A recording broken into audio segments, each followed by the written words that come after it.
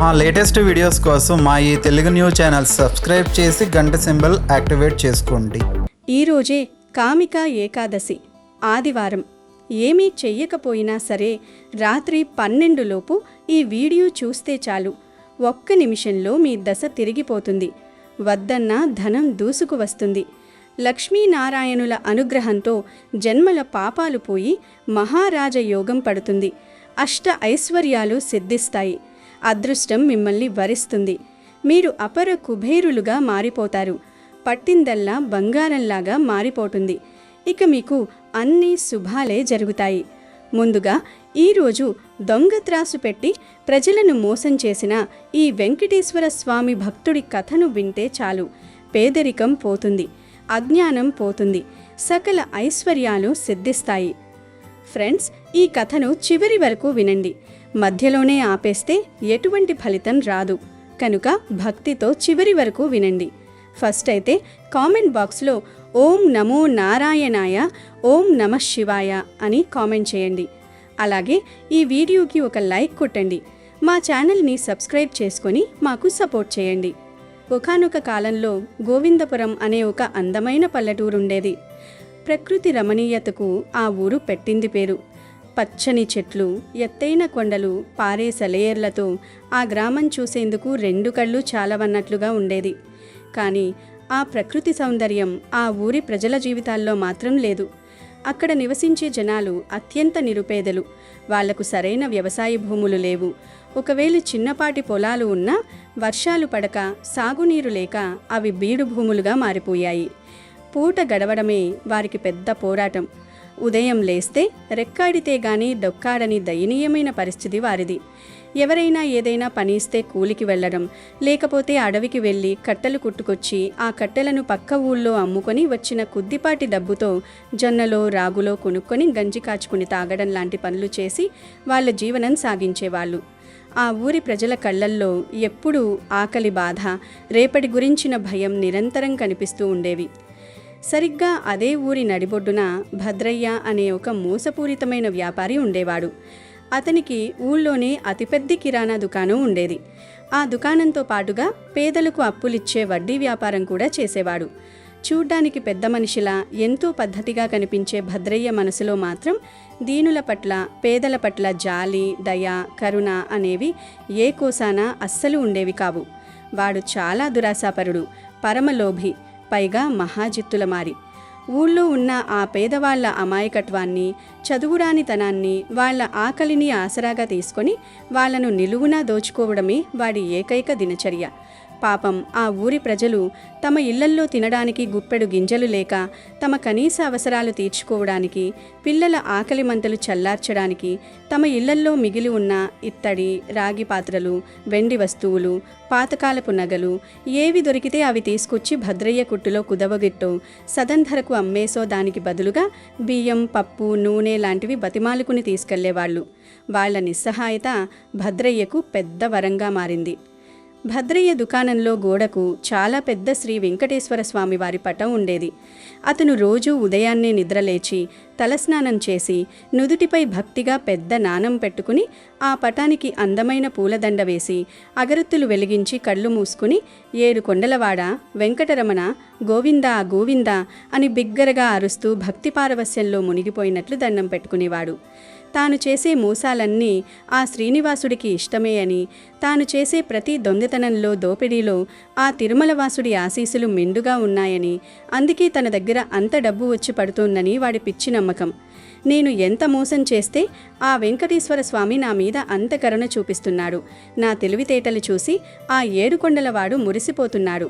అందుకే నా ఇంట్లో సిరి సంపదలకు, ధనధాన్యాలకు ఎలాంటి లోటు లేదు. నా వ్యాపారం 3 పువ్వులు 6 కాయలుగా వర్ధిల్లుతోంది అని తనకు తాను మనసులో గర్వంగా ఫీల్ అవుతూ మురిసిపోయేవాడు. కానీ వాడికి తెలియని పచ్చి నిజం ఏమిటంటే, వాడు భక్తి అనే ముసుగులో సాక్షాత్తు ఆ అఖిలాండకోటి బ్రహ్మాండ నాయకుణ్ణే మోసం చేయాలని చూస్తున్నాడు. తన పాపాలకు దేవుణ్ణి భాగస్వామిని చేస్తున్నాడు. భద్రయ్య దగ్గర సరుకులు తూకం వేయడానికి ఒక పెద్ద పాతికాలపు ఇత్తడి త్రాసు ఉండేది. అందులో బరువు తూచేటప్పుడు ఊరి వాళ్ళు తెచ్చిన వస్తువులు చాలా తక్కువ బరువు చూపించేలా ఆ త్రాసు అడుగు భాగంలో ఒక పెద్ద అయస్కాంతం మ్యాగ్నెట్ దాచిపెట్టేవాడు. వాడు ఎంత తెలివిగా దాన్ని అతికించేవాడంటే ఆ మూసం పాపం ఆ చదువురాని అమాయకపు ఊరి జనాలకు ఏమాత్రం అర్థం కానిది కాదు. వాళ్లకు తూకం ఎలా చూడాలో, మూసాన్ని ఎలా పసిగట్టాలో కూడా తెలియదు. వాళ్ళు ఎంతో కష్టపడి తెచ్చిన 10 కిలోల వస్తువు ఈ అయస్కాంతం దెబ్బకు త్రాసులో కేవలం 5 కిలోలో లేదా అంతకంటే తక్కువే బరువు చూపించేది. భద్రయ్య ఆ త్రాసు చూపించిన బరువుకు తగ్గట్టుగా అత్యంత నాసిరకమైన సరుకులను వాళ్ల ముఖాన విసిరేవాడు. ఎదురు ప్రశ్నించే ధైర్యం లేక వాళ్ళు ఇచ్చినంత తీసుకుని నిరాశగా వెళ్ళిపోయేవాళ్ళు. ఒకరోజు ఉదయం రామయ్య అనే ఒక నిరుపేద రైతు తన ఇంట్లో ఉన్న ఒక పెద్ద బరువైన ఇత్తడి గిన్నెను మరికొన్ని పాత పాత్రలను తీసుకుని భద్రయ్య దుకాణానికి వచ్చాడు. ఆ రైతు ముఖం అంతా పీక్కుపోయి చాలా నీరసంగా ఉన్నాయి. కట్టుకున్న బట్టలు మాసిపోయి అక్కడక్కడ చిరిగిపోయి ఉన్నాయి. అయ్యా భద్రయ్య గారు, ఇంట్లో పిరికెడు గింజలు కూడా లేవయ్యా. 2 రోజుల నుంచి పొయ్యి వెలగలేదు. నా పిల్లలు ఆకలితో అల్లాడిపోతూ గుక్కపట్టి ఏడుస్తున్నారు. వాళ్ళ ఆకలి కేకలు నేను వినలేకపోతున్నాను. నాకంటూ సొంతంగా 1 సెంటు భూమి కూడా లేదు వ్యవసాయం చేసుకుని బతకడానికి. ఆ వెంకటేశ్వర స్వామి మీద భారం వేసి బతుకుతున్నాం. మీరే మాకు దిక్కు. దయచేసి నేను తెచ్చిన ఈ ఇత్తడి గిన్నెను తీసుకుని నాకు కొద్దిగా బియ్యం పప్పులు ఇవ్వండి మహారాజు. మీ రుణం ఈ జన్మకు తీర్చుకోలేని సామి, మీ రుణం ఈ జన్మకు తీర్చుకోలేని సామి, మీ రుణం ఈ జన్మకు తీర్చుకోలేని సామి. అప్పుడు భద్రయ్య లోపల కూటిలంగా నవ్వుకుంటూ పైకి మాత్రం చాలా జాలి దయ చూపిస్తున్నట్లు దొంగ నాటకం ఆడుతూ, అయ్యో పాపం రామయ్య, ఎంత కష్టం వచ్చింది నీకు. అలాగేనయ్యా, నేను కాదన్నానా? మీలాంటి వాళ్ళను ఆదుకోవడానికే కదా నేను ఈ కిరాణా దుకాణం తెరిచి కూర్చుంది. మీ అందరికీ సాయం చేయమని ఆ గోవిందుడే నన్ను పంపించాడు. నీ కళ్ళెదుటే ఎలాంటి మోసం లేకుండా తూకం వేస్తాను. ఈ గిన్నె బరువుకు తగ్గ సరుకు నీకు ఇస్తాను. నీ పిల్లలు హాయిగా కడుపు నిండా తింటారులే. అక్కడే ఆగు అంటూ లోపలికి వెళ్ళి తన మూసపు త్రాసును తీసుకొచ్చాడు. ఆ పెద్ద ఇత్తడి గిన్నెను ఒకవైపు పెట్టి త్రాసు అడుగున తన చేతివాటం చూపించి అత్యంత తెలివిగా అయస్కాంతం అంటించాడు. ఆ గిన్నె కనీసం 15 కిలోల బరువు ఉన్నా సరే త్రాసులో మాత్రం కేవలం 5 కిలోల బరువే చూపించింది. వాడొక 5 కిలోల నాసిరకం బియ్యం పిడికడు పప్పు తీసి ఆ పేదవాడి మొహాన పడేశాడు. ఆ రైతు ఆశ్చర్యపోయి, అయ్యా, నా గిన్నె చాలా పెద్దది, కనీసం 10-15 కిలోల బరువు ఉంటుందే, కేవలం 5 కిలోల బియ్యమే ఇస్తున్నారు. నా పిల్లల ఆకలికి ఇవి ఏమాత్రం సరిపోవు. దయచేసి ఇంకొంచెం సరుకులు ఇవ్వండి సామి అని బతిమాలుకుంటూ అడిగాడు. దానికి భద్రయ్య ఏమాత్రం కనికరించలేదు. నా త్రాసులో ఎంత వస్తే అంతే ఇస్తాను. నేను జాలి పడితే నా వ్యాపారం మూసుకోవాలి. నేనిక్కడ ఉచితంగా అన్నదానం చేయడం లేదు.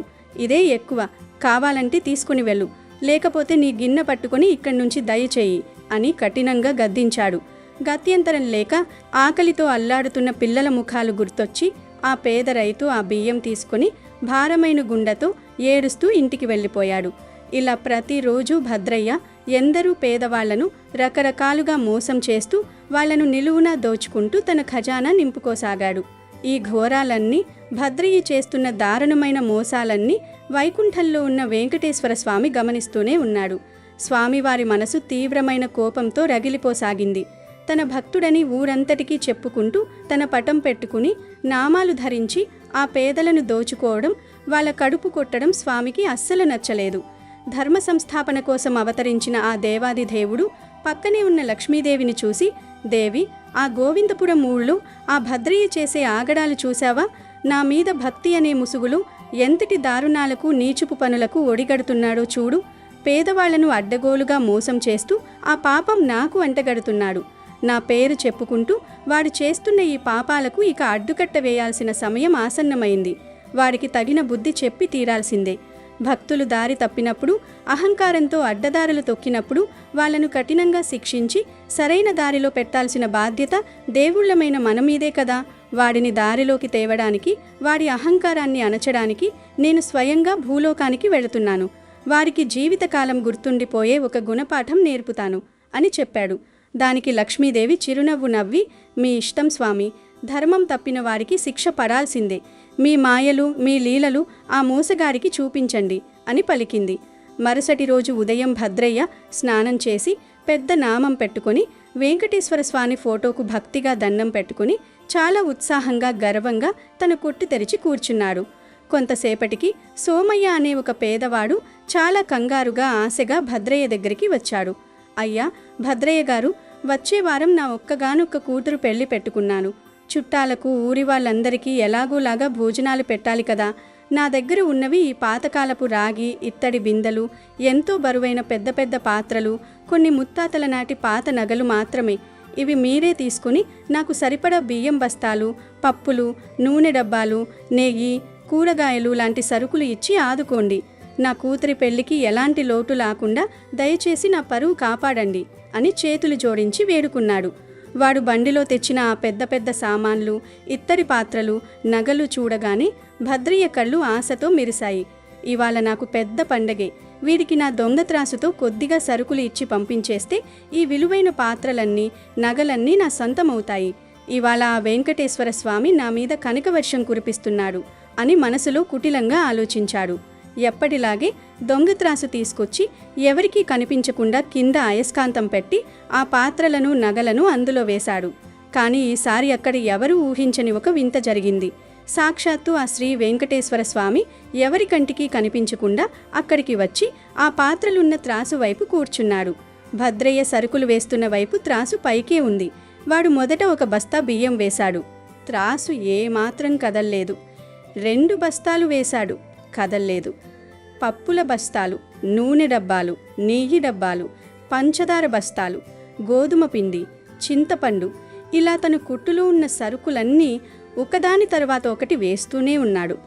కొట్టు సగం ఖాళీ అయిపోయింది. వాడికి విపరీతంగా చెమటలు పట్టిపోతున్నాయి. గుండె దడదడలాడుతుంది. చేతులు వణుకుతున్నాయి. కళ్ళు బయలు కమ్ముకున్నాయి.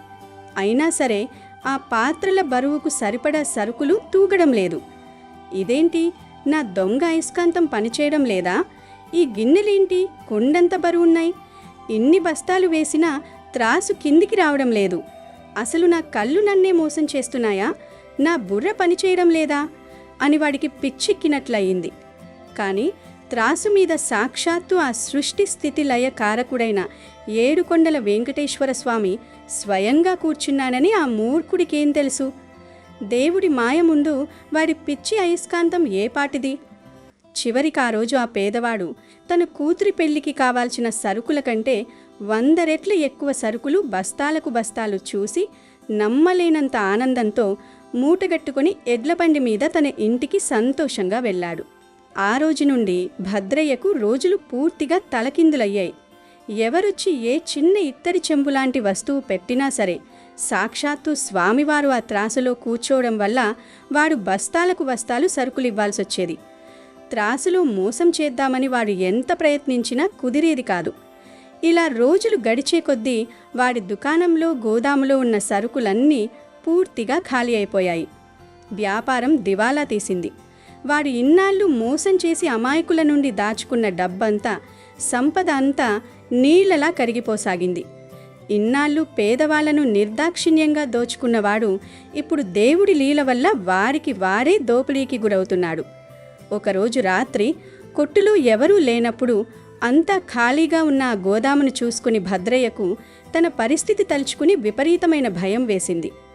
లబోదీబోమంటూ తల పట్టుకుని నేలపై కూర్చున్నాడు.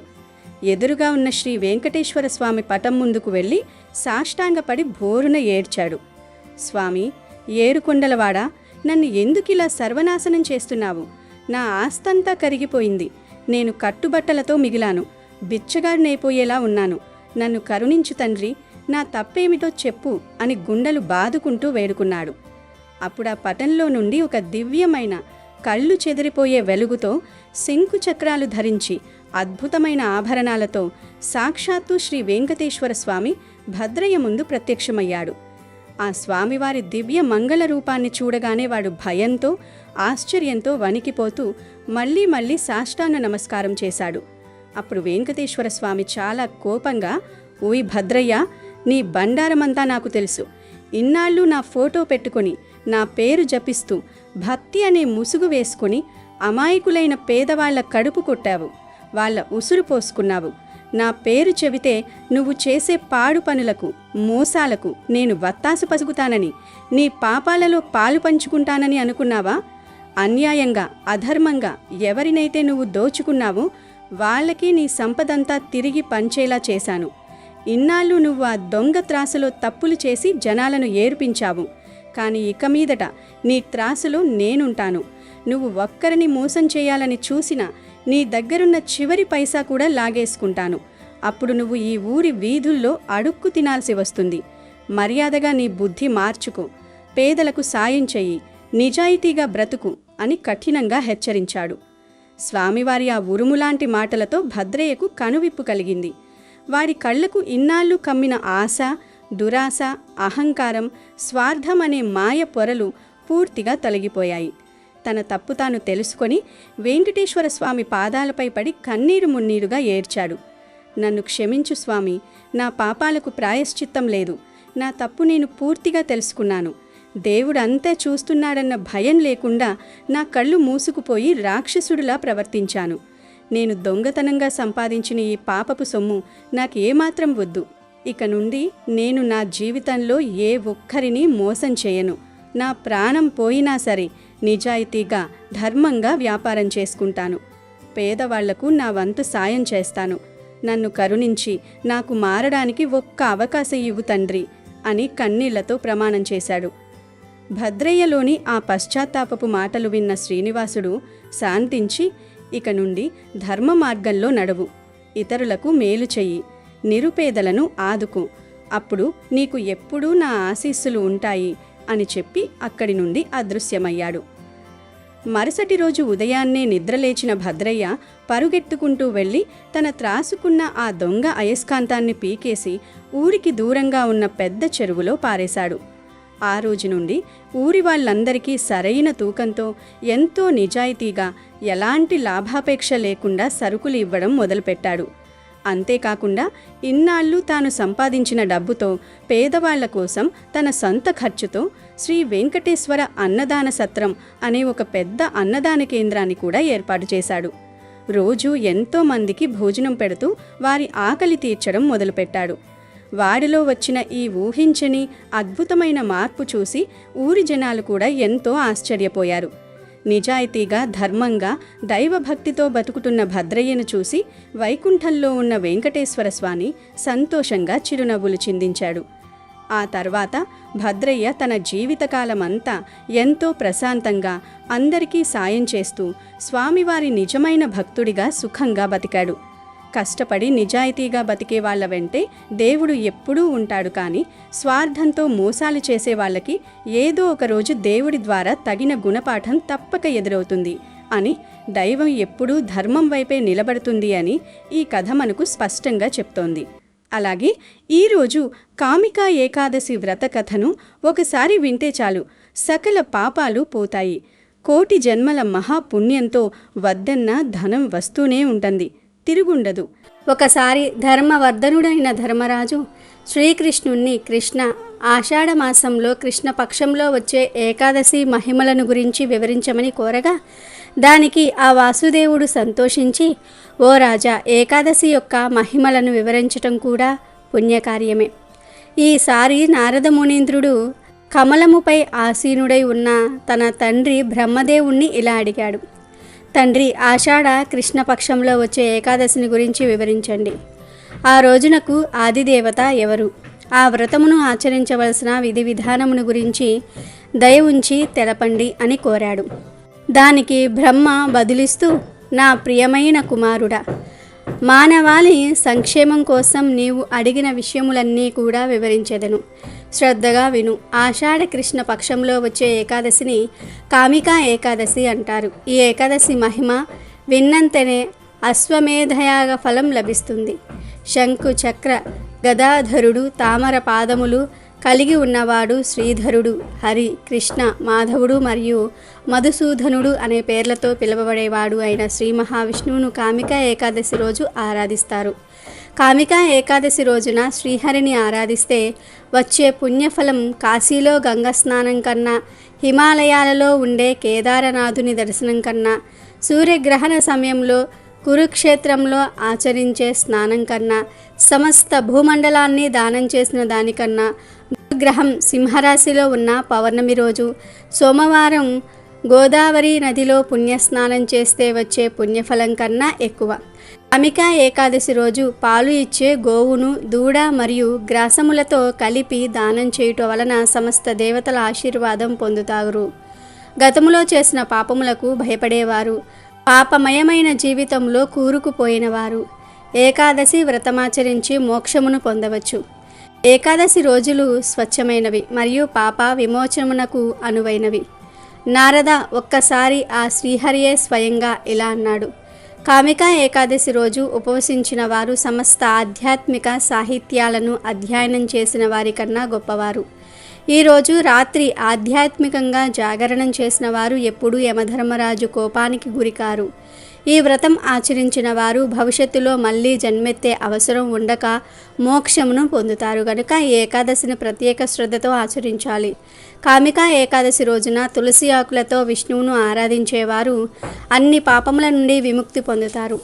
తామరాకును నీటి బొట్టు అంటనట్లే వారిని కూడా పాపము అంటదు. ఈరోజు మహావిష్ణువును ఒక్క తులసి ఆకుతో ఆరాధించటం వలన వచ్చే పుణ్యము బంగారం వెండి దానం చేస్తే వచ్చే దానికన్నా ఎక్కువ. తులసి ఆకుతో ఆరాధిస్తే శ్రీహరి ముత్యాలు, కెంపులు, పుష్పరాగములు, వజ్రాలు, నీలం మరియు గోమధికములతో పూజించిన దానికన్నా ఎక్కువ సంతోషిస్తాడు. ఈరోజు లేత తులసి ఆకులతో చేసే ఆరాధన గత జన్మ పాపాలను కూడా తొలగింపజేస్తుంది. కామికా ఏకాదశి రోజున తులసి మొక్కను ఆరాధిస్తే పాపములు తొలగిపోతాయి. తులసిని నేతి దీపంతో ఆరాధిస్తే వాళ్ళ పాపములను చిత్రగుప్తుడు లెక్కలోకి తీసుకోడు. ఈ రోజున ఎవరైతే శ్రీకృష్ణుణ్ణి నువ్వుల మరియు నేతి దీపములతో ఆరాధిస్తారో వారు శాశ్వతంగా సూర్యలోకములో నివసించే అర్హత కలిగి ఉంటారు. కామికా ఏకాదశికి బ్రహ్మహత్య పాతకాన్ని, భ్రూణహత్య పాపమును కూడా తొలగించే శక్తి ఉంది. దీనికి సంబంధించిన ఒక కథ కూడా ఉంది, చెప్తాను విను అని బ్రహ్మ నారదుడితో ఇలా చెప్పసాగాడు. పూర్వం ఒక ఊరిలో ఒక బలవంతుడు మరియు ఒక బ్రాహ్మణుడు నివసించేవారు. వారు ఇద్దరు ఒకరికొకరు ద్వేషించుకునేవారు. ఒకరోజు వారిద్దరికీ మధ్య పెద్ద గొడవ జరిగింది. కోపంతో బలవంతుడైన ఆ వ్యక్తి బ్రాహ్మణుణ్ణి చంపాడు. బ్రాహ్మణుణ్ణి చంపినందుకు అతడు సమాజం నుంచి బహిష్కరింపబడ్డాడు. అతనికి బ్రహ్మహత్య పాతకం అంటుకుంది. అతను తన పాపానికి ప్రాయశ్చిత్తం కోసం ఒక మహర్షి దగ్గరకు వెళ్ళాడు. మహర్షిని చంపిన అపరాధం నుండి ఎలా బయటపడాలని మహర్షిని అడిగాడు. దయచేసి దీనికి ఏదైనా ఉపాయం చెప్పండి అని అడిగాడు. ఈ పాపం పోవాలంటే కామికా ఏకాదశి వ్రతం చేయమని మహర్షి సూచించాడు. మహర్షి చెప్పినట్లే అతను కామికా ఏకాదశి రోజున విష్ణువును పూజించాడు. శ్రీహరి అనుగ్రహంతో ఆ దోషం నుండి విముక్తుడయ్యాడు. కాబట్టి నారద, ఈ కామికా ఏకాదశికి బ్రహ్మహత్య పాతకాన్ని, భ్రూణహత్య పాపమును కూడా తొలగించే అపారమైన శక్తి ఉంది అని బ్రహ్మ నారదుడితో చెప్పినట్లుగా శ్రీకృష్ణుడు ధర్మరాజుతో చెప్పెను. ఈ ఏకాదశి అంటే పరమేశ్వరుడికి కూడా ఎంతో ప్రీతి కాబట్టి ఈరోజు ఈ శివభక్తుడి కథను వింటే చాలు మీ జన్మ ధన్యమైపోతుంది. సకల ఐశ్వర్యాలు సిద్ధిస్తాయి. పూర్వం దండకారణ్య ప్రాంతంలో రుద్రగిరి అనే ఒక చిన్న పల్లెటూరు ఉండేది. ఆ పల్లెటూరి చివర దట్టమైన అడవిని ఆనుకుని ఉన్న ఒక చిన్న పూరి గుడిసెలో భద్రయ్య, అతని భార్య గౌరీ అని పేద దంపతులు నివసిస్తూ ఉండేవారు. భద్రయ్య వృత్తిరీత్యా ఒక సామాన్యమైన కట్టెలు కొట్టేవాడు. ఉదయం సూర్యోదయం కాకముందే లేచి పదునైన తన గొడ్డలిని భుజాన వేసుకుని అడవికి వెళ్ళేవాడు. అక్కడ ఎండిన చెట్ల కొమ్మలను మాత్రమే నరికి పచ్చని చెట్లకు ఎలాంటి హాని కలగకుండా చూసుకుంటూ ఆ కట్టెలను ఒక పెద్ద మోపుగా కట్టి పక్కన ఉన్న పట్టణంలో అమ్ముకుని జీవనం సాగించేవాడు. వారి జీవితం అత్యంత సాధారణంగా కటిక పేదరికంతో ముడిపడి ఉన్నప్పటికీ వారి మనస్సులు మాత్రం పరమశివుడి పట్ల అపారమైన భక్తితో నిండి ఉండేవి. ఆ భోళా శంకరుడికి వారు నిత్యం తమ ప్రార్థనలు తెలుపుకుంటూ ఉండేవారు. కానీ వారి ఆర్థిక పరిస్థితి వల్ల కాశీ, శ్రీశైలం లేదా కేదార్నాథ్ వంటి మహాపుణ్యక్షేత్రాలకు వెళ్లి స్వామివారిని దర్శించుకునే అదృష్టం వారికెన్నడూ కలగలేదు. అయినా భద్రయ్య ఏనాడూ బాధపడలేదు. ఆ కైలాసనాథుడు సర్వాంతర్యామి, నా గుడిసెలోనూ ఉంటాడు, నా కట్టెల మోపులోనూ ఉంటాడు, నా కష్టంలోనూ ఆయన కొలువై ఉన్నాడు అని గాఢంగా నమ్మేవాడు. గౌరీ కూడా తన భర్త అడుగుజాడల్లో నడుస్తూ దొరికిన దాంట్లోనే తృప్తి పడుతూ పరమశివుని ధ్యానంలో కాలం గడిపేది. భద్రయ్య ప్రతిరోజు అడవికి వెళ్ళేటప్పుడు దారిలో ఉన్న ఒక పురాతనమైన ఎంతో విశాలమైన బిల్వ వృక్షం అంటే మారేడు చెట్టు కింద కాసేపు విశ్రమించేవాడు. ఒకరోజు ఆ చెట్టు కింద చుట్టూ ఉన్న పొదల మధ్య అతనికి అద్భుతమైన ఆకృతిలో ఉన్న ఒక సహజమైన బాణలింగం అంటే శివలింగం కనిపించింది. ఆ లింగాన్ని చూడగానే భద్రయ్య ఆనందానికి అవధులు లేవు.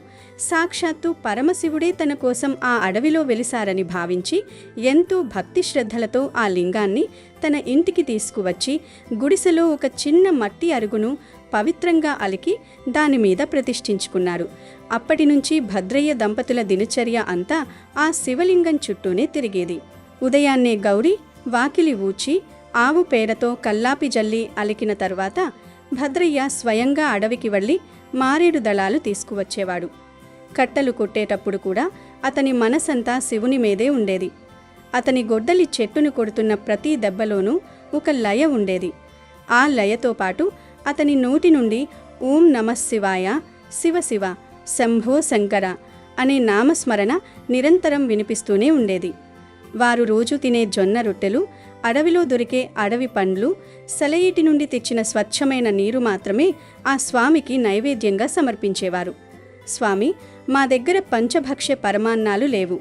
ఈ పేదవాడి కాయ కష్టాన్ని, నా భక్తిని ఈ మారేడు దళాలతో పాటు స్వీకరించు తండ్రి అని ఆనంద బాష్పాలతో వేడుకునేవారు. భద్రయ్య దంపతులు స్వచ్ఛమైన మనస్సుతో సమర్పించి ఆ ఎండిన పండ్లను, ఆ నీటిని కైలాసంలో ఉన్న ఆ పార్వతీ పరమేశ్వరులు ఎంతో ప్రీతితో స్వీకరిస్తూ మురిసిపోయేవారు. ఇదిలా ఉండగా ఆ రాజ్యానికి రాజైన ప్రతాపరుద్రుడు గొప్ప శివభక్తుడు. అతను రాజధాని నగరంలో ఎంతో ఖర్చు చేసి అద్భుతమైన శిల్పకళతో ఒక భారీ శివాలయాన్ని నిర్మించాడు. ఆ గుడి గోపురాలు ఆకాశాన్ని తాకేలా ఉండేవి. ఆ ఆలయంలోని శివలింగానికి ప్రతిరోజు వందలాది బంగారు మారేడు దళాలతో పూజలు జరిగేవి. సుగంధ ద్రవ్యాలతో, పన్నీరుతో అభిషేకాలు, నవరత్నాలతో అలంకరణలు, రకరకాల పండ్లతో, పాయసాలతో మహానైవేద్యాలు నిత్యం ఆగమ శాస్త్రోక్తంగా సమర్పించబడేవి. వేద పండితుల మంత్రోచ్చారణలతో ఆ దేవాలయం ఎప్పుడూ మార్మూడిపోతూ ఉండేది.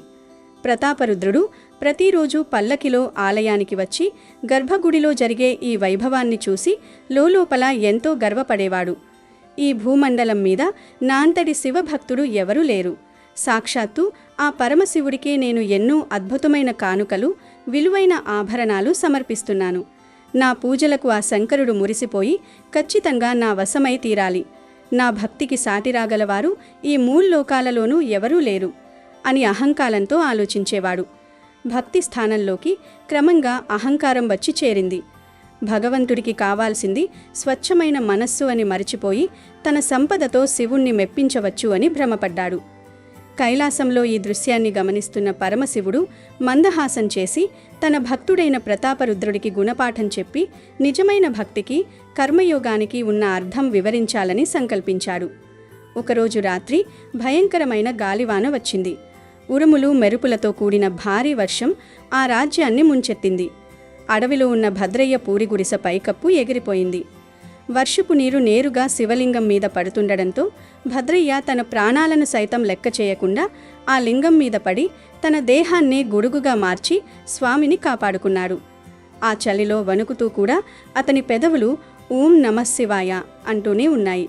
మరుసటి రోజు ఉదయాన్నే గాలివాన తగ్గాక ప్రతాపరుద్రుడు పరివారంతో సహా శివాలయానికి చేరుకున్నాడు.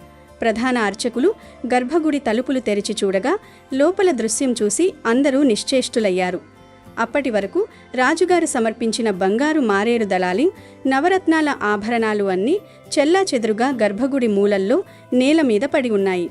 కానీ ఆ ప్రధాన శివలింగం తలపైన కొన్ని వాడిపోయిన సాధారణ పచ్చని మారేడు దళాలు, అడవిలో దొరికే సగం కొరికిన రేగు పండ్లు, కాస్త మట్టి అంటిన నీటి చుక్కలు దర్శనమిచ్చాయి. రాజు ప్రతాపరుద్రుడికి కోపం కట్టలు తెంచుకుంది. కాపలాదారులు, రాత్రి నేను ఎంతో భక్తితో సమర్పించిన బంగారు బిల్వపత్రాలను తీసివేసి ఈ చెత్తనిక్కడ ఎవరు వేశారు? గుడిలోకి నా అనుమతి లేకుండా ఎవరు ప్రవేశించారు అని గద్దించాడు. భయంతో వణికిపోతున్న కాపలాదారులు మరియు అర్చకులు ప్రాణభయంతో, ప్రభు, రాత్రి మీరు వెళ్ళినప్పటి నుంచి ఉదయం తలుపులు తీసే వరకు ఈ దరిదాపుల్లోకి ఒక్క చీమ కూడా రాలేదు. తలుపులకు వేసిన రాజముద్రలు తాళాలు వేసినట్లే ఉన్నాయి. ఇదంతా ఎలా జరిగిందో, ఈ మట్టి పత్రాలు ఎక్కడి నుండి వచ్చాయో మాకు ఏమాత్రం తెలియదు మహారాజా అని చేతులు కట్టుకున్నారు. అది విన్న రాజుకు ఆశ్చర్యం వేసింది. ఇది ఏదో దైవలీల అనిపించి కళ్ళు మూసుకుని, స్వామి పరమశివ, ఏమిటి మాయ? నాకంటే గొప్ప భక్తుడు ఎవరో ఉన్నారా? ఉంటే దయచేసి నాకు తెలియచేయండి, నా కళ్ళు తెరిపించండి అని ప్రార్థించాడు. అప్పుడు అశరీరవాణి గంభీరంగా ఇలా పలికింది, ప్రతాపరుద్ర, నువ్వు అహంకారంతో సమర్పించిన నీ బంగారు కానుకల కన్నా రుద్రగిరి అడవిలో ఉన్న నా నిజమైన భక్తుడు భద్రయ్య భక్తి చాలా గొప్పది. వాడు నిత్యం నన్ను స్మరిస్తూ రోజంతా కట్టెలు కుట్టి వచ్చిన చెమటతో కూడిన చేతులతో స్వచ్ఛమైన మనస్సుతో సమర్పించే ఆ వాడిపోయిన బిల్వపత్రాలు, ఆ అడవి పండ్లు నాకు అత్యంత ప్రీతిపాత్రమైనవి. నిన్నటి వర్షంలో వాడి ప్రాణాలను అడ్డుపెట్టి నన్ను కాపాడుకున్నాడు. భక్తి అంటే సంపద కాదు, ఆత్మ సమర్పణ. వాడు చేసే పని వాడికి పూజ. వాడి నిష్కల్మషమైన ప్రేమే నన్ను బంధించింది. నువ్వు వేసిన బంగారు పూల కన్నా వాడు సమర్పించిన ఆ మట్టి ఆకులలోనే నాకు నిజమైన సంతృప్తి దొరికింది అని వినిపించింది. ఆ మాటలు విన్న ప్రతాపరుద్రుడికి తన అహంకారం పటాపంచలైంది. తన మూర్ఖత్వాన్ని తలచుకుని కన్నీరు మున్నీరుగా విలపించాడు. వెంటనే ఏ రథాలు, గుర్రాలు, పరివారాలు లేకుండా ఒంటరిగా కాలినడకన అడవిలోని రుద్రగిరి పల్లకు బయలుదేరాడు. దారి పొడవునా పశ్చాత్తాపంతో శివ శివ అంటూ ఆ మహాభక్తుడైన భద్రయ్యను చూడాలనే తపనతో ముళ్ళు రాళ్ళు లెక్క చేయకుండా నడిచాడు. చివరకు ప్రతాపరుద్రుడు అడవి చివర ఉన్న భద్రయ్య శిథిలమైన గుడిసెకు చేరుకున్నాడు. అక్కడ భద్రయ్య తన రోజువారీ పని ముగించుకుని ఆ చిన్న మట్టి అరుగు మీద ఉన్న బాణలింగానికి రేగుపళ్ళు నైవేద్యంగా పెట్టి కళ్ళు మూసుకుని చేతులు జోడించి పరవశంతో శివనామ స్మరణ చేస్తున్నాడు. రాజుగారు నేరుగా వెళ్ళి ఒక్కసారిగా భద్రయ్య కాళ్ల మీద పడ్డాడు. భద్రయ్య కంగారు పడి, ప్రభు, మహాప్రభు, మీరెక్కడా? ఈ పేద కట్టెలు కుట్టేవాణ్ణి నేనెక్కడా? దేశాన్ని ఏలే రాజులు మీరెందుకు నా కాళ్ల మీద పడుతున్నారు? దయచేసి లేవండి అన్నాడు. భద్రయ్య, నువ్వే నిజమైన శివభక్తుడివి. సాక్షాత్తు ఆ కైలాసనాథుడే నీ భక్తి గురించి నా చెవిన పడేశాడు. నీ భక్తి ముందు నా సంపద, నా అహంకారం, నా దర్పం అన్నీ ఎందుకు కొరవగాకుండా పోయాయి. నీ దర్శనంతో నా అజ్ఞానం తొలగిపోయింది, నా జన్మ ధన్యమైంది అని రాజు కన్నీళ్లతో పలికాడు. అదే సమయంలో ఆకాశం నుండి ఒక అద్భుతమైన దివ్యమైన కాంతి వెలువడింది. గాలిలో మంగళవాయిద్యాలు మూగాయి. సాక్షాత్తు నందీశ్వరునిపై పరమశివుడు, జగన్మాత పార్వతీదేవి ఆ చిన్న గుడిసె ముందు ప్రత్యక్షమయ్యారు. వారి దివ్య మంగళ రూపాన్ని చూసి భద్రయ్య, గౌరీ, ప్రతాపరుద్రుడు ముగ్గురు సాష్టాంగ నమస్కారం చేశారు. శివుడు చిరునవ్వు చిందిస్తూ కరుణా కటాక్షాలతో భద్రయ్యను లేవనెత్తి, భద్రయ్య, నీ కాయకష్టాన్నే పూజగా మలిచావు. ఏ ఆడంబరాలు లేకుండా ప్రతి క్షణం నీ శ్రమలోనే నన్ను దర్శించావు.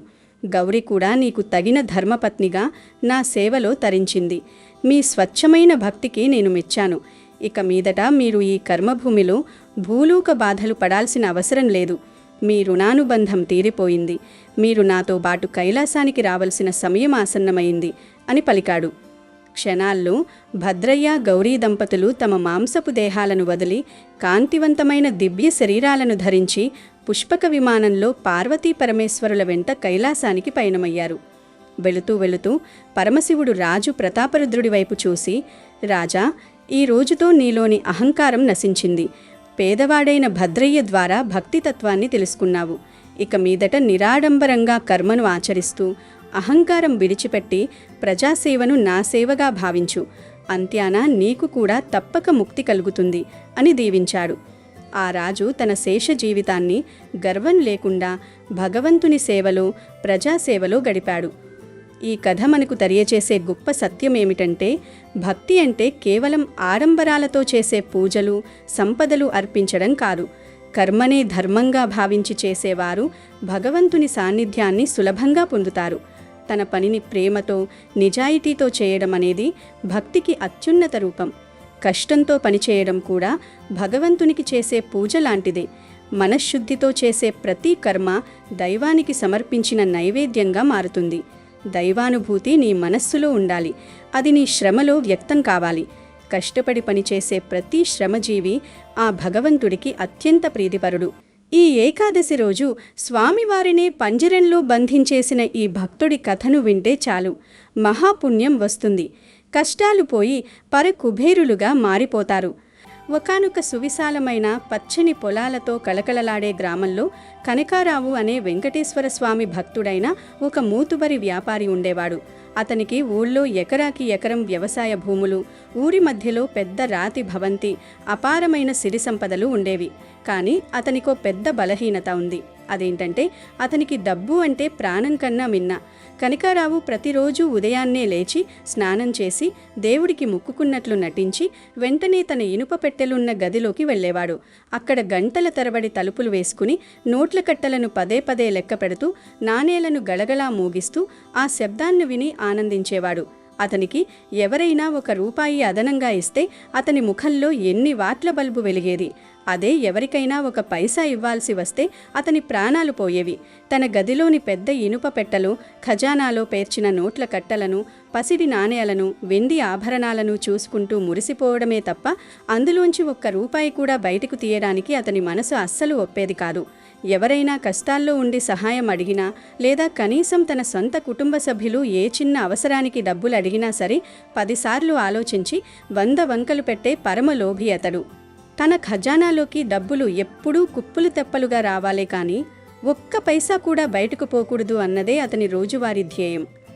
ఊళ్ళో ఎవరైనా ఆపదలో ఉండి కాస్త అప్పు అడిగితే వాళ్ళ అవసరాన్ని ఆసరాగా తీసుకొని అసలుకు మించిన వడ్డీలు వేసి వారి రక్తం పీల్చేవాడు. ఆస్తులు కూడబెట్టడంలో ఉన్న ఆసక్తి అతనికి అనుభవించడంలో ఏమాత్రం ఉండేది కాదు. ఒకరోజు సాయంత్రం కనకారావు తన ఇంట్లో విశాలమైన హాల్లో కూర్చుని తన పాత లెక్కల పుస్తకాలు చూసుకుంటున్నాడు. ఎవరికి ఎంత అప్పిచ్చాము, ఎంత వడ్డీ వచ్చింది అని గుణకారాలు వేసుకుంటున్నాడు. అప్పుడు అతని కోడలి సీత ఎంతో వినయంగా నడుచుకుంటూ అతని దగ్గరకొచ్చింది. చేతులు కట్టుకుని నిలబడి, మామగారు, మీ మనవడు వరుణ్ గాడి స్కూల్ ఫీజు కట్టడానికి రేపే ఆఖరి తేదీ అంట. మీ అబ్బాయి దగ్గర అడిగితే ఆయన చేతిలో ₹1 కూడా లేదు. వ్యాపారం డబ్బులన్నీ మీ దగ్గరే ఉన్నాయి కదా అని అంటున్నారు. దయచేసి కాస్త డబ్బులు ఇస్తే వెళ్ళి ఫీజు కట్టేసి వస్తాము. పిల్లవాడి చదువుకి ఆటంకం రాకూడదు కదా అని ఎంతో భయపడుతూనే అడిగింది. ఆ మాట వినగానే కనకారావు ముఖం చిరాగ్గా పెట్టేశాడు. కనుబొమ్మలు ముడేసి కోపంతో ఊగిపోతూ, నేను ₹1 కూడా ఇవ్వను. నీ మొగుడి చేతిలో అసలు ₹1 నిలవదు. వ్యాపారం చూసుకోమంటే చేతకాదు గాని ఖర్చులు అడగడానికి మాత్రం ముందుంటాడు. ఈరోజు నా దగ్గర డబ్బులు తీసుకుంటే రేపటికల్లా ఏవో ఒక చిల్లర ఖర్చులు పెట్టి తగలబెట్టేస్తాడని నాకు బాగా తెలుసు. అయినా పోయిన నెలే కదా స్కూల్ ఫీజు అని చెప్పి నా దగ్గర డబ్బులు పట్టుకెళ్లారు. ఈ స్కూళ్ళ వాళ్ళకి ఎప్పుడూ డబ్బుల పిచ్చే. రోజురోజుకి మీ అందరి ఆగడాలు, ఖర్చులు ఎక్కువైపోతున్నారు. చదువుల పేరుతో నా ఆస్తిని కరిగించేస్తున్నారు అని గట్టిగా కేకలు వేశాడు. కోడలు సీత సముదాయించడానికి ప్రయత్నిస్తూ, అది కాదు మామగారు, పోయిన నెల కట్టింది కేవలం ట్యూషన్ ఫీజు మాత్రమే. స్కూల్ ఫీజు అనేది ప్రతి 3 నెలలకోసారి కట్టాలి కదా. పిల్లవాడి చదువు ఆగిపోతుంది అని ప్రాధేయపడుతున్నాను అని ఎంత సావధానంగా చెప్పినా కనకారావు అస్సలు వినిపించుకోలేదు. ఏదో ఒక వంక చెప్పి నా దగ్గర నుంచి డబ్బులు గుంజడమే మీ పనైపోయింది, ఇంకిక్కడి నుంచి వెళ్ళు అని కసిరి పారేశాడు. ఇంతలో అతని భార్య పార్వతమ్మ లోపలి గది నుంచి బయటకొచ్చింది. ఏమంది, వచ్చే నెలలో మన మనవరాలు కళ్యాణి నిశ్చితార్థం పెట్టుకున్నాం కదా, దానికోసం పట్టుచీరలు, ఇంటికొచ్చే బంధువులకు మర్యాదల కోసం వస్తువులు, కొన్ని ఆభరణాలు కొనుక్కోవాలి. కాస్త డబ్బులిస్తే రేపు ఉదయాన్నే నేను కోడలు మార్కెట్కి వెళ్ళి అన్నీ తెచ్చుకుంటాం. ఊళ్ళో పరువు నిలవాలంటే ఆ మాత్రం ఖర్చు చేయక తప్పడు కదా అని అడిగింది. అది వినగానే కనకారావుకి ఒంట్లో బీపీ అమాంతం పరిగిపోయింది. చిర్రెత్తుకొచ్చి చేతిలో ఉన్న లెక్కల పుస్తకాన్ని నేలకేసి కొట్టి, అందరికీ నా ఖజానా మీదే కన్నుపడింది. అసలు ఆ లక్ష్మీదేవిని నా దగ్గర ప్రశాంతంగా స్థిరంగా ఉండనిస్తారా లేదా మీరు? నా దగ్గరకు ₹4-5 చేరడం ఆలస్యం ఇంట్లో ఉన్న వాళ్ళంతా పళ్ళాలు పట్టుకుని అడుక్కోవడానికి వచ్చేస్తారు. పోనీ ఈ నిశ్చితార్థం ఖర్చులతో ఈ తంతు అంతా అయిపోతుందా? మున్ముందు పెళ్లి ఖర్చులు కొండంత ఉన్నాయి. ఊరందరికీ భోజనాలు పెట్టాలి, లాంఛనాలు ఇవ్వాలి. ఇప్పుడే ఇలా నీళ్ళలా డబ్బులు ఖర్చు పెడితే రేపు పెళ్లి ఎలా చేస్తాం? నా వల్ల కాదు. నా ప్రాణం పోయినా సరే ₹1 కూడా ఇచ్చేది లేదు. ఉన్నవాటితోనే ఏదో ఒకటి సర్దుకోండి అని గట్టిగా అరిచాడు. తండ్రి అరుపులు విని కొడుకు రామనాథం కూడా అక్కడికొచ్చాడు. తన భార్యను, తల్లిని తండ్రి అంత మాటలు అనడం చూసి తట్టుకోలేక, నాన్న, నేను పొద్దున్నుంచి రాత్రి వరకు మీతో పాటే దుకాణంలో పడి కష్టపడుతున్నాను. నా రక్తాన్ని చెమటిగా మార్చి వ్యాపారం చేస్తున్నాను. మన వ్యాపారంలో నెలలో వేలలో లాభాలు వస్తున్నాయి. కానీ నా చేతికి మాత్రం నా కష్టానికి తగిన ఒక్క రూపాయి కూడా సరిగ్గా ఇవ్వరు. మీ పిసినారితనం రోజురోజుకి శృతిమించిపోతోంది. అసలు ఈ ఆస్తి, ఈ డబ్బులన్నీ ఎవరి కోసం పొదుపు చేస్తున్నారు? చావు వచ్చేటప్పుడు ఇవన్నీ మీతో పాటు మూటగట్టుకుని పైకి పట్టుకెళ్తారా ఏంటి? బతికున్నప్పుడు కుటుంబానికి సుఖం ఇవ్వలేని ఈ డబ్బెందుకు అని సూటిగా నిలదీశాడు. భార్య పార్వతమ్మ కూడా కొడుకు వైపు నిలబడి, వీడి తీరు ఇక మారదులేరా రామనాథం. 40 ఏళ్ల నా కాపురంలో నేను ప్రశాంతంగా ఒక్కరోజు కూడా ఉండలేదు. ఎప్పుడూ పైసల గురించే ధ్యాస. శ్రీ మహాలక్ష్మీదేవి సాక్షాత్తు ఆ తిరుపతి వెంకటేశ్వర స్వామి మన ఇంట్లోకి రావాలి, కానీ ఒక్క పైసా కూడా బయటకు పోకూడదు అని నిత్యం కలలు కంటుంటారు. ఇలాగే ఉంటే రేపు మనవరాలి పెళ్లికి ఎవరూ రారు అని తీవ్రంగా విసుక్కుంది. ఆ మాటలకి కనకారావుకి మనసులో పెద్ద దిగులు పట్టుకుంది. ముఖ్యంగా మనవరాలు కళ్యాణి పెళ్లి ఖర్చుల గురించి తలచుకుంటేనే అతనికి రాత్రిళ్ళు నిద్ర పట్టేది కాదు. అబ్బో, పెళ్ళి అంటే ఎంత ఖర్చవుతుందో, నా ఇనుప పిట్టలో ఉన్న డబ్బు ఎంత కరిగిపోతుందో అని రాత్రింబవళ్ళు బెంగ పెట్టుకున్నాడు. అసలు ఆ తిరుమల శ్రీనివాసుడు, సిరి సంపదలకు అధిదేవత అయిన లక్ష్మీదేవి ఇద్దరూ నా దగ్గర నుంచి ఎక్కడికి పోకుండా శాశ్వతంగా నా ఇంట్లోనే ఉండిపోయేలా ఏదైనా అద్భుతమైన ఉపాయం ఉంటే ఎంత బాగుండు అని ఎప్పుడూ ఆలోచిస్తూ ఉండేవాడు. ఇలాంటి పిచ్చి ఆలోచనలతోనే ఒకరోజు సాయంత్రం వేళ ప్రశాంతంగా ఉంటుందని ఊరి చివర ఉన్న నదీ తీరానికి నడుచుకుంటూ వెళ్ళాడు. నది ఒడ్డున ఇసుకలో నడుస్తుండగా అక్కడ ఒక పెద్ద మర్రి చెట్టు కింద ఒక సాధువు కళ్ళు మూసుకొని తీవ్రమైన ధ్యానంలో కూర్చుని ఉన్నాడు. అతని ముఖంలో ఒక దివ్యమైన తేజస్సు ఉంది. కనకారావు ఆ సాధువు దగ్గరకు వెళ్ళి, స్వామి నమస్కారం అని వినయంగా దండం పెట్టాడు. సాధువు నెమ్మదిగా కళ్ళు తెరిచి కనకారావు వైపు చూసి, దీర్ఘాయుష్మాన్ భవనాయనా, ఒట్టి చేతులతో నమస్కారమేనా? ఈ సాధువుకు ఏమైనా భిక్ష వేస్తావా? ఏమైనా దక్షిణ ఇస్తావా అని అడిగాడు. దానికి కనకారావు ముఖం చిన్నబోసుకొని జేబులు తడుముకుంటూ, అయ్యో స్వామి, నా దగ్గరే లక్ష్మీదేవి నిలవడం లేదు. అడిగిన ప్రతి ఒక్కరికి ఇస్తూ పోతే నా దగ్గర ఏముంటుంది? నాకే సరిగ్గా డబ్బులు ఉండటం లేదు. ఊర్లో అందరూ నా డబ్బు మీదే పడ్డారు. ఇక మీకేం భిక్ష వేయగలను అని అబద్ధమాడాడు. అప్పుడు ఆ సాధువు మందహాసం చేసి, ఏంటి, నీ దగ్గర సంపద స్థిరంగా ఉండటం లేదా? అయ్యో పాపం, అయితే నీకోసం నా దగ్గర ఒక అద్భుతమైన మార్గం ఉంది.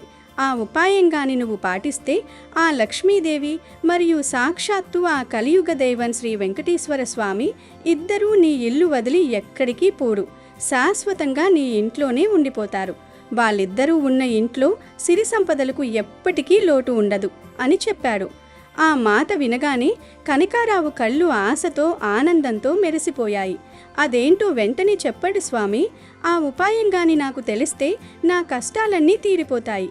నా ఆస్తి కరిగిపోతుందనే భయం ఎప్పటికీ ఉండదు అని సాధువు కాళ్ళ దగ్గర కూర్చుని బతిమిలాడాడు.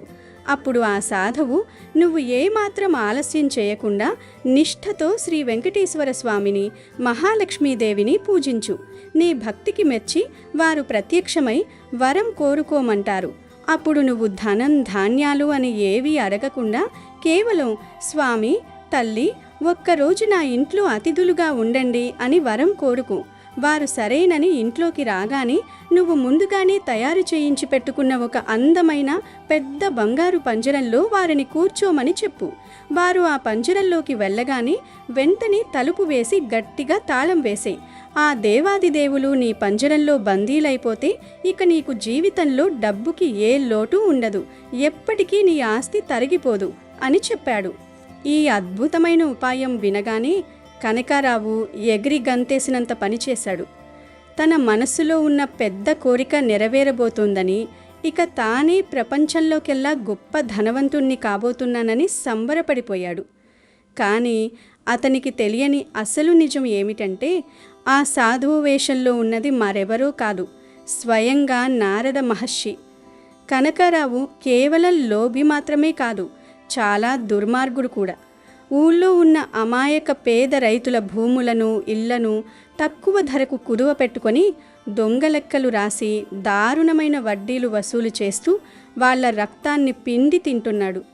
పైకి పెద్ద భక్తుడిలా నటిస్తూ దేవుళ్లకు దండాలు పెడుతున్నా అతని మనసంతా క్రూరత్వం, దురాశ, కుట్రలతో నిండి ఉంది. అతనికి సరిగ్గా బుద్ధి చెప్పి అతనిలోని రాక్షసత్వాన్ని పోగొట్టి సరైన మార్గంలో పెట్టాలని సాక్షాత్తు వైకుంఠవాసుడైన శ్రీ వెంకటేశ్వర స్వామి ఆజ్ఞాపించడంతో నారదుడు ఈ నాటకమాడాడు. నారదుడు చెప్పిన ఉపాయంతో కనకారావు ఇంటికి ఉరుకులు పరుగుల మీద తిరిగొచ్చాడు. మరుసటి రోజు నుంచి ఊళ్ళో ఉన్న అత్యంత నైపుణ్యం కలిగిన కంసాలిని పిలిపించాడు. ఎన్నడూ లేని విధంగా తన భోషాణంలోంచి తులాల కొద్దీ మేలిమి బంగారాన్ని తీసి అతనికిచ్చాడు.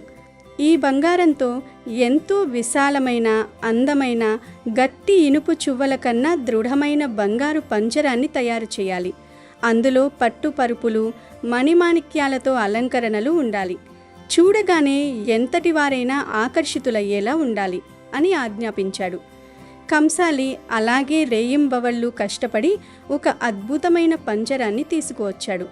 ఆ పంజరం చూస్తే ఎవరికైనా కళ్ళు చెదిరిపోయేలా ఉంది. ఆ తర్వాత కనకారావు తన ఇంట్లోని పూజాగదిలో కూర్చుని అహోరాత్రులు తిండి తిప్పలు మానేసి శ్రీ వెంకటేశ్వర స్వామి, మహాలక్ష్మీదేవి నామాలను స్మరిస్తూ కఠోరమైన పూజలు చేయడం ప్రారంభించాడు. అతని నిష్టను, అపారమైన జపతపాలను చూసి ఒకరోజు ఉదయం పూజగదంతా అద్భుతమైన దివ్యకాంతితో నిండిపోయింది. ఆ కాంతి మధ్యలోంచి సాక్షాత్తు శ్రీ వెంకటేశ్వర స్వామి మరియు శ్రీ మహాలక్ష్మీదేవి అత్యంత తేజస్సుతో, దివ్యమైన అలంకరణలతో, మందహాసంతో అతని ముందర ప్రత్యక్షమయ్యారు. స్వామివారి వక్షస్థలంలో ఉన్న కౌస్తుభమని, అమ్మవారి చేతిలోని కమలం కనకారావు కళ్ళను మిరుమిట్లు గొలిపాయి. వారిని కళ్ళారా చూసిన కనకారావు ఆనందానికి హద్దులు లేవు. సాక్షాత్తు వైకుంఠనాథుడు శాంతంగా, కనకారావు, నీ పూజలకు, నీ కఠోర దీక్షకు మేము ఎంతో మెచ్చాము. నీకేం వరం కావాలో కోరుకో, ప్రసాదిస్తాము అని అడిగాడు. అప్పుడు కనకారావు ఎంతో వినయం నటిస్తూ సాష్టాంగ నమస్కారం చేసి, స్వామి, తల్లి, నా మీద మీకు నిజంగా దయ ఉంటే ఈ ఒక్కరోజు మా ఇంట్లో అతిథులుగా ఉండి నా ఆతిథ్యాన్ని స్వీకరించండి. మీకోసం నేను ప్రత్యేకంగా ఒక అద్భుతమైన బంగారు పంజరాన్ని తయారు చేయించాను. అందులో పట్టుపరుపులు వేశాను. మీరు కాసేపు అందులో విశ్రాంతి తీసుకుంటే నేను మీకు రకరకాల పిండి వంటలతో సేవలు చేసుకుని ధన్యుణ్ణవుతాను అని మాయమాటలు చెప్పాడు. కనకారావు మనసులో ఉన్న నీచమైన ఆలోచనను ముందే పసిగట్టిన దేవాదిదేవులు లోపల నవ్వుకొని, సరే నాయనా, నీ కోరిక ప్రకారమే ఈ బంగారు పంజరంలో ఈ ఒక్కరోజు ఉంటాము అని చెప్పి నెమ్మదిగా ఇద్దరూ ఆ పంజరంలోకి అడుగుపెట్టారు. అంతే, స్వామి, అమ్మవారు పంజరంలో అడుగు పెట్టారో లేదో కనకారావు వెంటనే గభాలున ఆ పంజరం తలుపు గట్టిగా మూసేసి దానికొక పెద్ద తాళం వేసేశాడు. తన పథకం పారిందని, ఇక దేవుళ్ళు తన గుప్పెట్లో చిక్కారని భావించి బిగ్గరగా అహంకారంతో పగలబడి నవ్వడం మొదలుపెట్టాడు. అతని రాక్షస నవ్వులు, అరుపులు విని ఇంట్లో ఉన్న భార్య పార్వతమ్మ, కొడుకు రామనాథం, కోడలు సీత భయపడిపోతూ పూజాగదిలోకి పరుగెత్తుకు వచ్చారు. అక్కడ బంగారు పంజరంలో బందీలుగా ఉన్న శ్రీ వెంకటేశ్వర స్వామిని, లక్ష్మీదేవిని చూసి వాళ్ళ గుండెలు ఆగిపోయినంత పనయింది.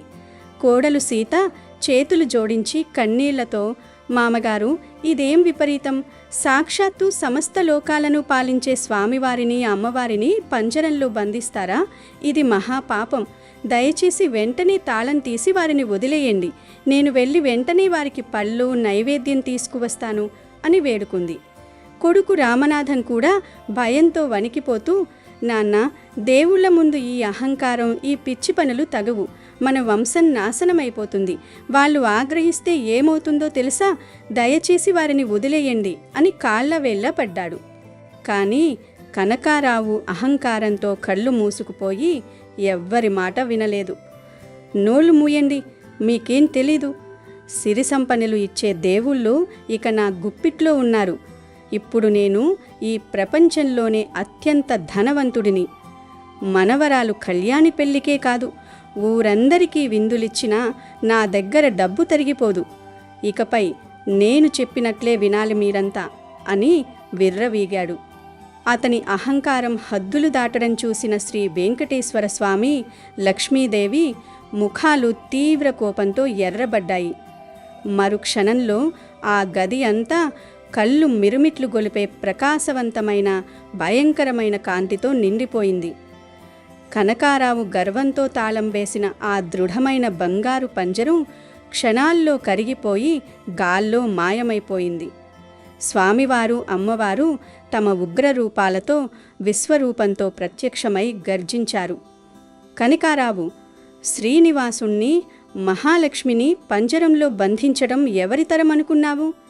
మేము శాశ్వతంగా ఎవ్వరి దగ్గర ఒకే చోట బంధీలుగా ఉండము. సంపద అనేది 10 మందికి పంచినప్పుడే దానికి సార్థకత. ఏ ఇంట్లో అయితే నిజాయితీ, ధర్మం, దయ, దాక్షిణ్యాలు ఉంటాయో, ఏ ఇంట్లో అయితే అబద్ధం, మోసం, పిసినారితనం ఉండవో అక్కడే మేము ఆనందంగా కొలువుదీరుతాము. కష్టాల్లో ఉన్నవారికి, పేదవారికి సాయం చేసేవారి ఇంట్లోనే మా నివాసం ఉంటుంది. కానీ నువ్వేం చేస్తున్నావు? అమాయక పేద రైతులను మోసం చేసి వాళ్ళ ఇళ్లను లాక్కుని తీవ్రమైన వడ్డీలతో వాళ్ళ రక్తాన్ని పిండుతున్నావు. కనీసం నీ కన్న కుటుంబానికి, సొంత మనవరాలికి కూడా రూపాయి ఖర్చు పెట్టని నీలాంటి పరమ లోభి ఇంట్లో మేము ఎలా ఉంటాము అనుకున్నావు? నీ అహంకారంతో మమ్మల్ని బంధించాలనుకున్నావు కాబట్టి క్షణంలో నిన్ను సిరి సంపదలు ఉన్న ధనవంతుడి నుంచి వీధిలో అడుక్కునే దరిద్రుడిగా మార్చేయగలము. నీ పాపాలకు తగిన శిక్ష అనుభవిస్తావు అని స్వామివారు ఆగ్రహంతో హెచ్చరించారు. స్వామివారి, అమ్మవారి ఉగ్రరూపం చూసి ఆ గర్జన వినగానే కనకారావుకి కాళ్ళు చేతులు వణికిపోయాయి. గుండెల్లో రైళ్లు పరిగెత్తాయి. తన తప్పు ఎంత పెద్దదో, తన దురాశ తనను ఎంతటి నాశనానికి దించిందో అతనికి పూర్తిగా అర్థమైంది.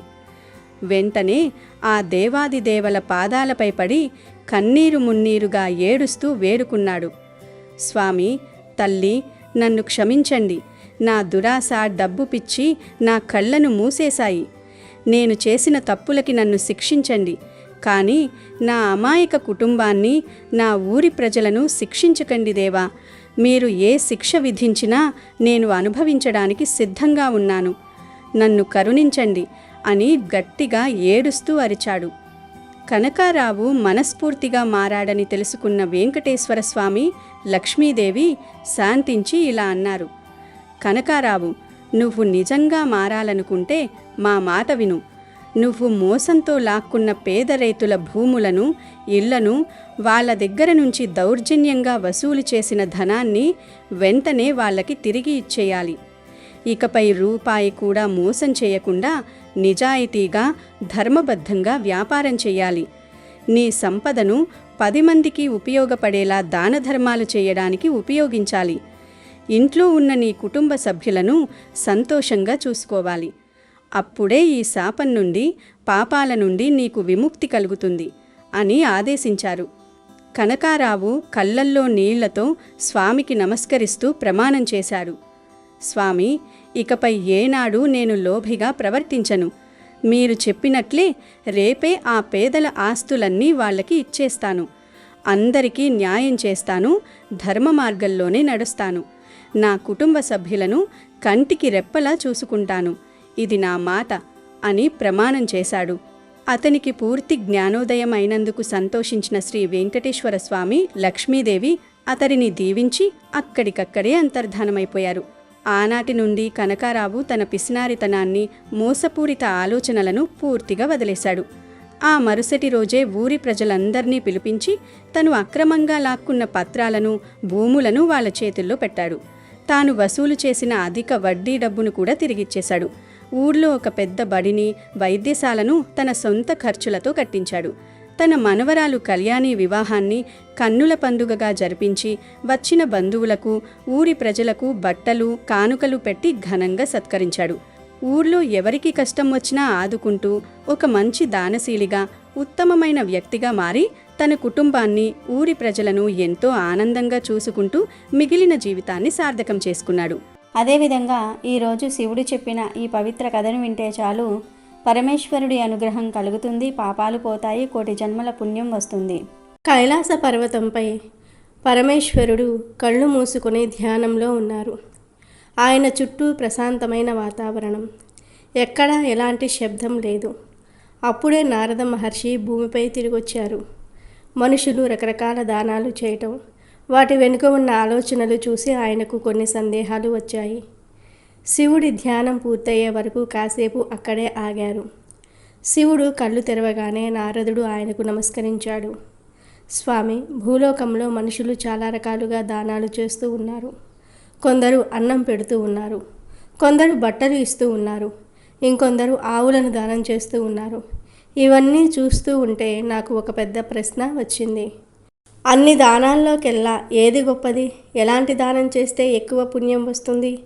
దయచేసి నాకు ఈ విషయం చెప్పండి ప్రభు అని అడిగాడు. నారదుడి మాటలు విన్న పరమేశ్వరుడు చిన్నగా నవ్వి, నారద, నీ ప్రశ్న చాలా మంచిది. జాగ్రత్తగా విను. నీకు ఒక కథ చెప్తాను. ఈ కథ వింటే దానం విలువ ఏమిటో నీకు తెలుస్తుంది అని చెప్పి కథ మొదలుపెట్టారు. పూర్వం కాశీపురంలో సోము అనే ఒక వ్యక్తి ఉండేవాడు.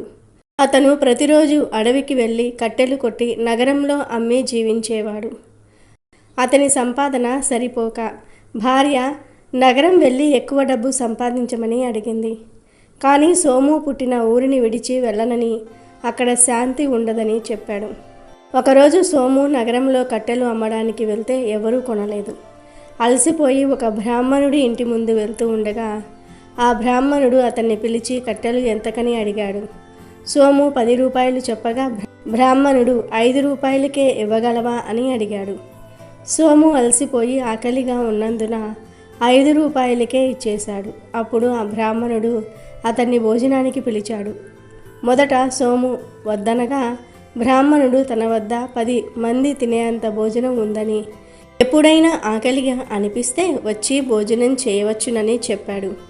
పూజారి నిస్వార్థంగా అన్నదానం చేస్తున్నాడని తెలుసుకున్న సోము తన వంతు సహాయంగా రోజు 5 రూపాయలకే కట్టెలు తెచ్చి ఇస్తానని మాట ఇచ్చాడు. ఇంటికి తిరిగి వచ్చిన సోము భార్యకు 5 రూపాయలే వచ్చాయని చెప్పాడు. భార్య కోపగించుకుని తమకే తినడానికి సరిపోవటం లేదని, అలాంటిది మరొకరికి ఎందుకు సహాయం చేస్తున్నావని అడిగింది. సోము పూజారి ధనవంతుడు కాదని, తాను సంపాదించిన దానితోనే అన్నదానం చేస్తున్నాడని వివరించాడు. సోము ప్రతిరోజు పూజారి గారికి 5 రూపాయలకే కట్టెలు ఇచ్చి అక్కడ భోంచేసి ఇంటికి వెళ్ళేవాడు. ఒకరోజు పూజారి వద్ద డబ్బు లేకపోవడంతో కట్టెలకు రేపు డబ్బులు ఇస్తానని చెప్పి ముందు భోజనం చేయమని సోమును లోపలికి పిలిచాడు. తన భోజనం మాత్రమే ఉందని, సోముకు పెడితే తనకు ఉండదని పూజారి గారి భార్య చెప్పింది. కానీ పూజారి తనకు వడ్డించాల్సిన భోజనం సోముకు పెట్టమని, తాను ఉపవాసం ఉంటానని, అతిథికి భోజనం పెట్టడమే మహాపుణ్యం అని చెప్పాడు. మరుసటి రోజు సోము ఎక్కువ కట్టెలు కొట్టడానికి అడవిలోనికి వెళ్ళి ఒక చెట్టు కొమ్మను నరుగుతాడు. అప్పుడు అక్కడ తపస్సు చేసుకుంటున్న సాధువు తపస్సు భంగం కావడంతో కోపంతో సోమును కుక్కగా మారిపోమని శాపం ఇస్తాడు. సోము బతిమాలగా సాధువు శాపాన్ని వెనక్కి తీసుకోలేనని చెప్తాడు.